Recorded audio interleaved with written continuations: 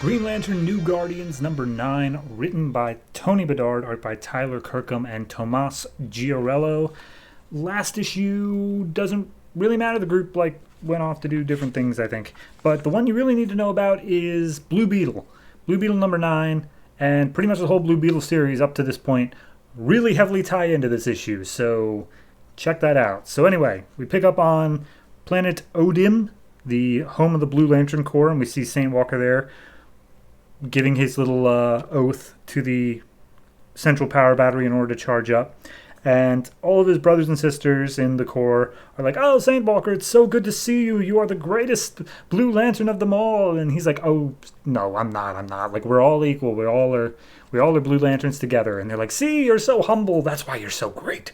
And he's like, "Okay, yeah, sure." Anyway, so he just recounts where he's been, how somebody stole a ring from a Blue Lantern Corps member, and he went off to investigate, and seemingly it may have been Larfleeze that did something, or maybe something else, but regardless, he's here to recharge his ring, and then he's just going to head back out and deal with whatever that is. However, he does have to deliver the news that Sade, the Guardian who is being held captive by Larfleeze, or more of a willing slave, as he says here, and Ganthet, the Guardian who, I think it was Green Lantern number 1, or maybe it was New Guardians number 1, one of those books, he was stripped of all of his emotions and was forced to join the rest of the Guardians.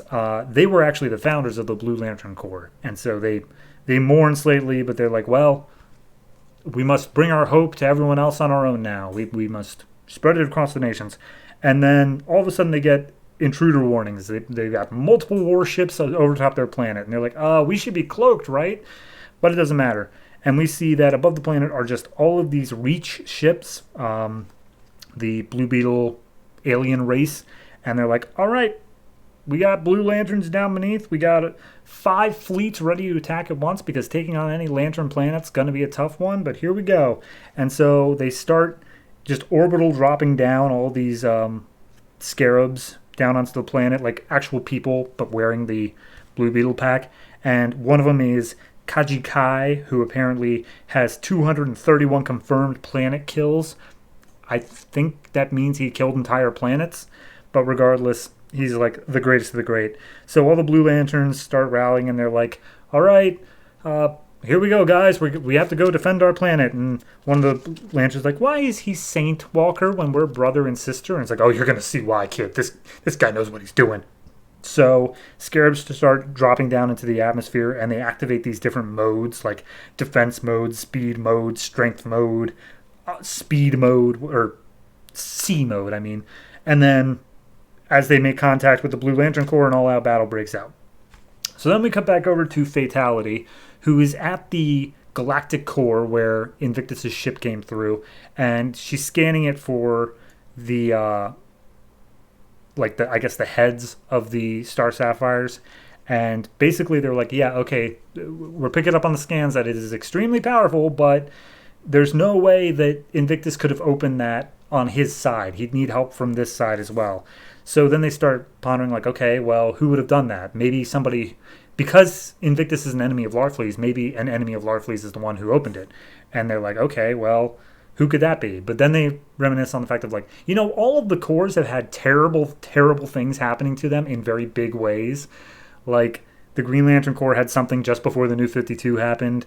Sinestro Corps was completely wiped out. The Red Lantern Corps, just in this most recent issue, has their power battery completely poisoned. So, big things. So they think that maybe something's going on. And then apparently someone gets word inside the council that St. Walker's planet is also being attacked. So just falls in line with the theory. But as soon as Fatality hears that, she's like, I gotta go help my friend. And she just zooms off. So then we cut back to the planet that's being attacked, and St. Walker's just kicking ass with his ring. He's not able to use like constructs or anything like that, but his aura, his like thing around him, allows him to augment his strength and be stronger. And this little itty bitty guy, Brother Shone, he's like, I can't do it, St. Walker. He's like, yes, you can. You have to believe in yourself. It is your strength. Hope is your strength. And so they start fighting off. So then Kaji Kai comes in and he's about to kill Saint Walker because, of course, they're both like the leaders of their own group. But Saint Walker turns the blue ring on him and shows him this, like, his hope. It shows him, you weren't always a monster. You were forced to kill your own planet as soon as a scarab attached to you, and now I'm going to free you. And he gets the scarab mostly off of Kaji Kai, but then he's tackled by 2 other scarabs. And as he's plummeting down to the ground, the scarab is off him just long enough for him to think, and he's like, I don't want to be a murderer anymore. Please, don't make me go back. Don't make me go back. But as soon as he lands, he's already back in the scarab suit.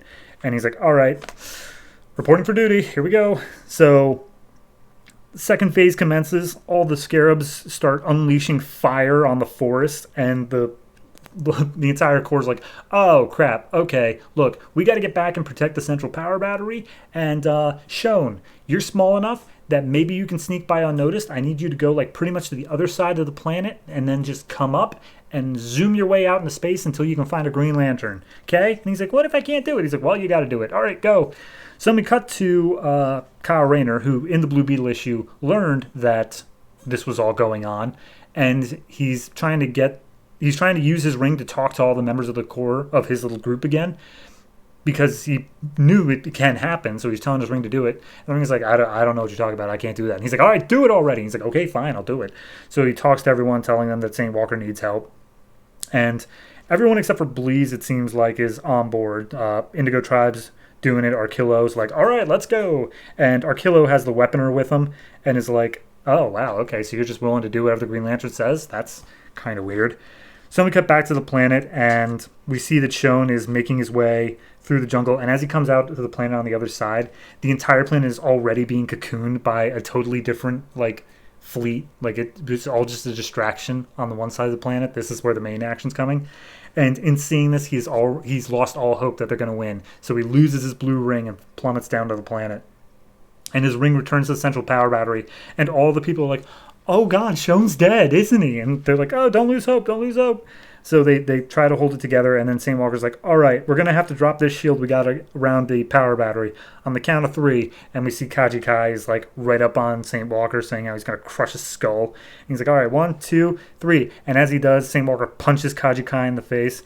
And it's like, all right, everyone, even if we lose, or even if you don't have any hope, just remember, I have enough hope for all of you. All will be well. And they lead in a battle charge. And that's where the issue ends. I like it. It's fun. It's just fun. It's like, I've liked what Blue Beetle's been doing on its own. The St. Walker and entire Blue Lantern Corps stuff is just a solid subplot. I like it. Overall, it's great. I would give it's a hit or miss. I can definitely see why people would not like it, but I come down on the side of definitely liking it. It's definitely very good. There are a couple little pages where a different artist takes over, particularly when Kyle's talking to his ring, and it gets a little bit shakier there, but it's still good. It's still solid. So, yeah, no, I'm going to give this one a 7.5. You know what? No, I'm giving it an 8. I really do enjoy it. And, yeah, I think the next issue is going to wrap up this particular little subplot, so we'll see if the Blue Lantern Corps planet can survive the Reach invasion.